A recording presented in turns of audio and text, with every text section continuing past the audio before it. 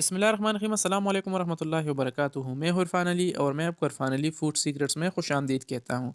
दोस्तों, आज मैं आपके लिए एक बार फिर शानदार और मज़ेदार रेसिपी लाया हूँ। आज हम चिकन मैकरोनी को बिल्कुल आसान और मज़ेदार तरीके से बनाएंगे। तो चलिए फ्रेंड, स्टार्ट करते हैं इस मज़ेदार सी वीडियो को। यहाँ पर हमने मैकरोनी लिया है, आप इसे देख सकते हो।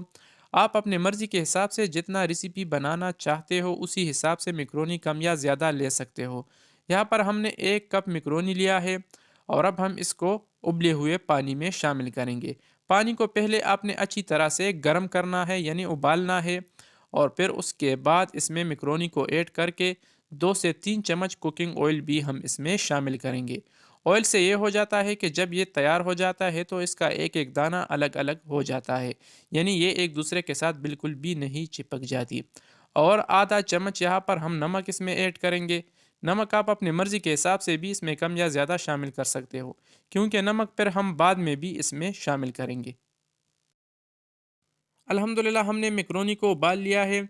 इसको उबालने में यही तकरीबन 4 से 5 मिनट लग जाते हैं। और इसको आपने ज़्यादा नरम नहीं करना है, बल्कि यही तकरीबन 80 से 90% तक इसे उबालना है। तो अब हम इसको इस उबले हुए पानी से बाहर निकालेंगे। तो यहाँ पर हमने दोबारा कढ़ाई को चूल्हे पे रख दिया है और इसमें हमने तकरीबन 3 से 4 चम्मच कुकिंग ऑयल को शामिल करके इसको गर्म किया है। और इसमें हमने 1 चम्मच कुटी हुई लहसुन को शामिल किया है। लहसुन को यही तकरीबन हम सिर्फ 1 मिनट तक लो चूल्हे पे फ्राई करेंगे। लहसुन को हम ज़्यादा फ्राई नहीं करेंगे, यानी इसका कलर चेंज नहीं करेंगे, बस यही तकरीबन 1 मिनट तक हम इसको फ्राई करेंगे। अब यहाँ पर हमने चिकन के तिक्कों को इसमें शामिल किया है। बोनलेस चिकन यहाँ पर हमने लिया है, बग़ैर हड्डियों वाला चिकन हमने इसमें ऐड किया है। और अब हम चिकन को भी फ्राई करेंगे। कितना फ्राई करेंगे? तकरीबन 4 से 5 मिनट तक हमने इसको मीडियम चूल्हे पे फ्राई किया है।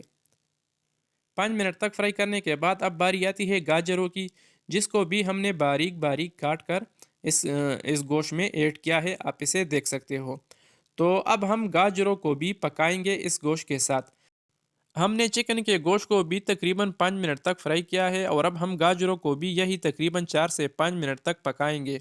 तो अब हम इसको कवर करके 4 से 5 मिनट तक हम इसको मीडियम चूल्हे पे पकाएंगे। तकरीबन 4 मिनट तक पकाने के बाद इससे हमने दोबारा ढक्कन हटा लिया है। और अब बारी आती है बाकी सब्जियों की। यहाँ पर हमने शिमला मिर्च लिया है, जिसको भी हमने बारीक बारीक काटा है।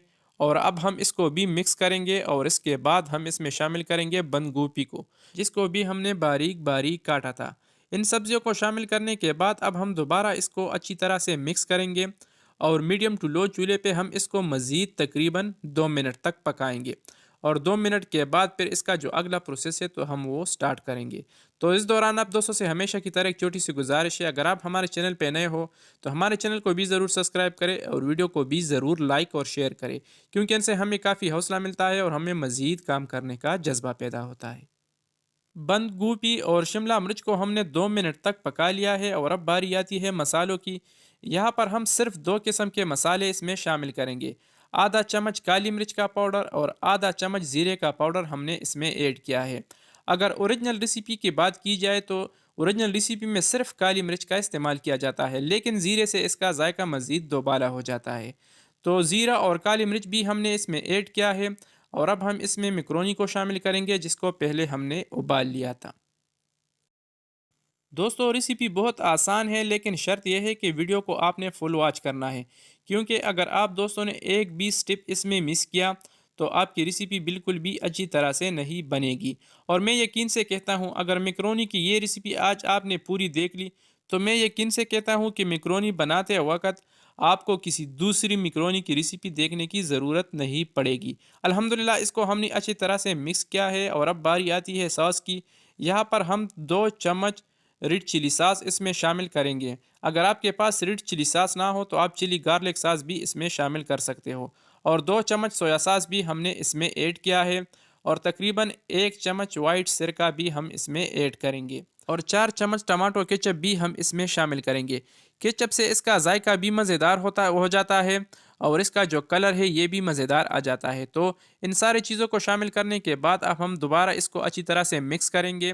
नमक को पहले हम शामिल करना भूल गए थे, तो इसलिए अब हम इस दौरान इसमें तकरीबन आधा चम्मच नमक हम इसमें ऐड करेंगे। नमक आप अपने मर्ज़ी के हिसाब से भी इसमें कम या ज़्यादा शामिल कर सकते हो। नमक को भी हमने इसमें शामिल किया है और अब हम इसको दम वाले चूल्हे पर यानी बिल्कुल हल्की आंच पर हम इसको मज़ीद 2 से 3 मिनट तक पकाएंगे। यकीन माने दोस्तों, इस रेसिपी का जायका बहुत ही ज़बरदस्त होता है और इंशाल्लाह आज मैंने जो तरीका आपको सिखाया है ये बहुत आसान भी होगा और मज़ेदार भी होगा। तो इसलिए एक बार ज़रूर इसको घर में ट्राई करें। तकरीबन 3 मिनट तक बिल्कुल हल्की आंच पर पकाने के बाद हमारी चिकन की जो मज़ेदार मिक्रोनी की जो रेसिपी है ये खाने के लिए तैयार है, रेडी है। तो यहाँ पर अब हम चूल्हा बंद करेंगे और इसको डिश आउट करेंगे और इसका फाइनल व्यू भी हम आपको दिखाएंगे।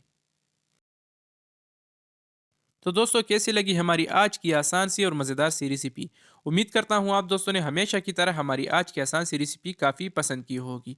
अगर वीडियो पसंद आई है तो वीडियो को भी लाइक करें और शेयर करें और चैनल को तो ज़रूर सब्सक्राइब करें। तो फ्रेंड, मिलते हैं नेक्स्ट वीडियो में एक नई और आसान सी रेसिपी के साथ। तब तक के लिए अपने दोस्त, अपने भाई फैमिली को दीजिए इजाज़त। जहाँ रहे खुश रहे और हमें अपनी कीमती दुआओं में ज़रूर याद रखिए। अल्लाह हाफिज़।